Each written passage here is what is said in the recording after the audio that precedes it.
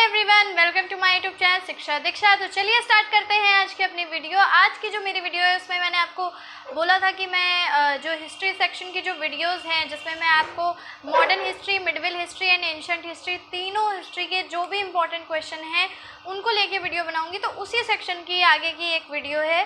तो अगर आपने पिछली वाली वीडियो नहीं देखी है तो ज़रूर देख लीजिए, उसमें आप बहुत सारे इंपॉर्टेंट क्वेश्चन है। तो हिस्ट्री के वो सारे इंपॉर्टेंट क्वेश्चन अगर आप लगा लोगे एंड ये क्वेश्चन भी अगर आप लगा लोगे तो बहुत ज़्यादा चांसेस होते हैं कि जो क्वेश्चन आते हैं आपको वो जो भी क्वेश्चन आ रहे हैं आपके पेपर में वो आपको आते होंगे, ठीक है। क्योंकि हिस्ट्री ऐसी चीज़ है जो कि बदली नहीं जाएगी अब, और ये कोई करंट अफेयर नहीं है कि नया नया आपके पास अपडेट होता है लगातार। तो हिस्ट्री आपको क्या करना है कि मोस्टली जो क्वेश्चन है वो रिपीट होते ही रहते हैं, चाहे वो किसी तरीके से भी पूछे जाए वो रिपीट होते रहते हैं। तो आप जितने ज़्यादा से ज़्यादा क्वेश्चन हिस्ट्री के लगा सकते हैं उनको लगा लीजिए, इससे आपको अच्छे से याद हो जाएगा। बाकी सफिशिएंट नॉलेज क्वेश्चन से ही हो जाती है, एंड अगर आपने थ्योरी अच्छे से पढ़ी है तो बहुत ज़्यादा अच्छी बात है। तो चलिए स्टार्ट करते हैं जल्दी से। अगर अभी तक आपने मेरे चैनल को सब्सक्राइब नहीं किया है तो जल्दी से कर लीजिए सब्सक्राइब, बेल आइकन को प्रेस कर लीजिए और मुझे इंस्टाग्राम पे फॉलो कर लीजिए। तो चलिए स्टार्ट करते हैं। देखिए, पहला जो क्वेश्चन है वो है अष्टप्रधान मंत्री परिषद थी। तो अष्टप्रधान मंत्री परिषद थी कहाँ पर थी? शिवाजी के राज्य में थी। अष्टप्रधान क्या होते थे? इसमें 8 लोग की एक मंत्री परिषद बनाई जाती थी, ठीक है। तो इनके अलग अलग कार्य इनको सौंपे जाते थे और शिवाजी के राज्य में ये अष्टप्रधान चलते थे। जैसे कि नवरत्न आपने सुना है, वैसे शिवाजी के राज्य में अष्टप्रधान चलते थे। चलिए नेक्स्ट देखते हैं। अनेकांतवाद किसका एक मुख्य सिद्धांत और दर्शन है? तो अनेकांतवाद जो है वो जैन धर्म का एक मुख्य सिद्धांत और दर्शन है। चलिए नेक्स्ट क्वेश्चन। पहला भक्ति आंदोलन किसके द्वारा आयोजित किया गया था? तो पहला भक्ति आंदोलन जो आपका रामानुजाचार्य के द्वारा आयोजित किया गया था। वैसे तो दक्षिण में और संतों ने भी भक्ति आंदोलन चलाया था इससे पहले भी थोड़ा, लेकिन जो अगर हम बात करते हैं तो रामानुजाचार्य का नाम आता है। वैसे जो अलवार और नैनार संत कुछ हुए हैं पहले भी उन्होंने चलाया है रामानुजाचार्य जी से साउथ में। भूदान आंदोलन किसके द्वारा शुरू किया गया था? तो भूदान आंदोलन शुरू किया गया था विनोबा भावे के द्वारा। थोड़ा सा मैं आपको बता देती हूँ क्या था ये भूदान आंदोलन। तो इस भूदान आंदोलन के तहत जो भी पैसे वाले लोग हैं, जो भी पैसे वाले किसान हैं, बड़े किसान हैं, जिनके पास जमींदार है, जिनके पास बहुत सारी ज़मीनें होती थी, वो स्वेच्छा से यानी अपनी स्वेच्छा से चाहे तो ऐसे किसानों, ऐसे लोगों को जिनके पास कोई भी ज़मीन नहीं है या बहुत एकदम नाम मात्र की ज़मीन है, उनका जीवन निर्वाह मुश्किल है, ऐसे लोगों को अपनी जमीन स्वेच्छा से दान करना चाहते तो उसको भूदान बोला गया था। और इसका ये जो पूरा चलाया था आंदोलन, ये चलाया था विनोबा भावे ने, ताकि लोगों के बीच एक समानता बनी रहे, गरीब इतना ज़्यादा गरीब ना हो कि उसके पास खाने तक के लिए कुछ ना हो। तो ये काफ़ी अच्छा तरीका था कि जो भी है, जो बहुत ही गरीब तबके के लोग हैं उनको, अमीर लोग जो भी जिनके पास बहुत सारी ज़मीन है, वो स्वेच्छा से उनको ज़मीन अपनी दान कर सकते थे खेती के लिए। लेकिन इसका कुछ बहुत ज़्यादा यूज़ इसलिए नहीं हो सका। काफ़ी यूज़ तो हुआ बिकॉज बहुत सारे लोगों ने ऐसी ज़मीनें भी दान की जिन पे खेती योग्य नहीं थी, यानी कि जो बंजर थी, या फिर ऐसे आप समझ सकते हो जिन पे कुछ भूमि विवाद चल रहा था, वो ज़मीनें दान कर दी। तो आप जानते हैं कोई भी चीज़ चलाई जाती है तो उसमें कहीं ना कहीं कुछ कमियां भी निकल के आती हैं। हालांकि जिस जिस उद्देश्य से चलाया गया था बहुत ही अच्छा उद्देश्य था। तो इसको अच्छे से आप याद रख लीजिए। भूदान आंदोलन किसके द्वारा शुरू किया गया था? विनोबा भावे के द्वारा। चलिए नेक्स्ट देखते हैं। खिलाफत आंदोलन के समय कौन सा आंदोलन प्रारंभ हुआ था? साथ में लगभग कौन सा आंदोलन पूछा गया है प्रारंभ हुआ था? तो असहयोग आंदोलन प्रारंभ हुआ था। असहयोग आंदोलन आप जानते हैं गांधी जी के द्वारा प्रारंभ किया गया था। और ये जो खिलाफत आंदोलन है ये दरअसल में तुर्की के खलीफा के लिए ये खिलाफत आंदोलन भारत में चलाया गया था, एंड इसका समर्थन किया था गांधी जी ने, ठीक है। तो इसका समर्थन हुआ था गांधी जी ने। मैं अभी आपको खिलाफत आंदोलन के बारे में या सहयोग आंदोलन के बारे में नहीं बता रही, मैं सिर्फ आपको क्वेश्चन क्लियर कर रही हूँ कि खिलाफत आंदोलन के समय कौन सा आंदोलन प्रारंभ हुआ था? असहयोग आंदोलन। चलिए नेक्स्ट देखते हैं। बंगाल में ईस्ट इंडिया कंपनी का मुख्यालय कहाँ है?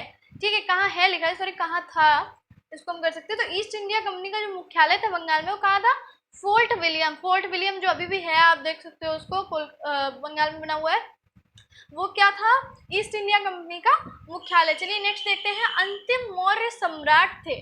तो अंतिम मौर्य सम्राट पूछे गए हैं, तो अंतिम मौर्य सम्राट थे बृहद्रथ, यानी कि मौर्य सम्राट अंतिम कौन थे? बृहद्रथ। और इसके बाद शुंग डायनेस्टी स्टार्ट हो गई थी। शुंग डायनेस्टी जिसके बारे में आप हिस्ट्री में अच्छे से पढ़ते हो, शुंग ठीक है, चलिए नेक्स्ट देखते हैं हम। क्वेश्चन है, मुगल काल में पोलज किसका उदाहरण है? तो मुगल काल में पोलज जो है वो भूमि का उदाहरण है। क्या होती है पोलज, मैं आपको बता देती हूँ। पोलज क्या होता है? ऐसी भूमि, ऐसी कृषि योग्य भूमि जिसमें हर साल कृषि की जाती है या हर साल खेती की जाती थी, उसको पोलज बोला जाता था। तो अकबर के समय में भूमि का जो भूमि का बंटवारा था वो 4 तरह की भूमियों में कर दिया गया था। उसके बारे में जब आप हिस्ट्री में पढ़ोगे तो मैं बताऊंगी, जैसे बंजर भूमि, पड़ती भूमि, ये सारी चीजें होती थी। पोलज भूमि ऐसी भूमि होती थी जिसमें हर साल खेती की जाती थी। ठीक है, चलिए नेक्स्ट देखते हैं। अकबर के शासनकाल में राजस्व व्यवस्था के लिए जिम्मेदार था। राजस्व व्यवस्था, आपका जो वित्त विभाग पूरा कंट्रोल करने वाले थे वो थे टोडरमल। ठीक है, ये खत्री समुदाय से थे, बिलोंग करते थे, और अकबर के राजस्व व्यवस्था के लिए जिम्मेदार थे यही टोडरमल। ठीक है, और ये नवरत्नों में से एक भी थे, ये भी चीज़ आप ध्यान में रखिएगा। और सारी वित्त व्यवस्था का देखना जो भी कुछ होता था वो टोडरमल के हाथों ही होता था। अगर कोई भी नई व्यवस्था अकबर जारी करते हैं तो उसमें टोडरमल का सुझाव होता था। चलिए नेक्स्ट देखते हैं।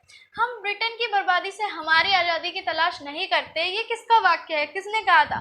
तो ये कहा था गांधी जी ने। ठीक है, कभी कभी ये भी पूछा जाता है लोगों की लोकोक्तियाँ, या उन लोगों ने क्या कहा है, ऐसा कुछ महापुरुषों ने कुछ कहा है, वो सारी चीज़ें भी पूछी जाती है कि ये किसका वाक्यांश है या किसने कहा है। किसने वर्नाकुलर प्रेस एक्ट को रद्द किया था? Lord Ripon. लॉर्ड रिपन ने वर्नाकुलर प्रेस एक्ट को रद्द किया था। क्या था ये वर्नाकुलर प्रेस एक्ट? थोड़ा सा मैं आपको बता देती हूँ, क्योंकि ये जो वर्नाकुलर प्रेस एक्ट था, इस एक्ट के तहत अगर कोई भी जो भी अखबार है उस पर पूरी नज़र रखी जाती थी कि कुछ भी ऐसा ना डाला जाए जो कि अंग्रेजों के विरुद्ध हो। यानी कुल मिला के अगर हम कहें तो एक तरीके से निगरानी रखते थे वो, जितने भी समाचार पत्र पत्रिकाएं होती थी।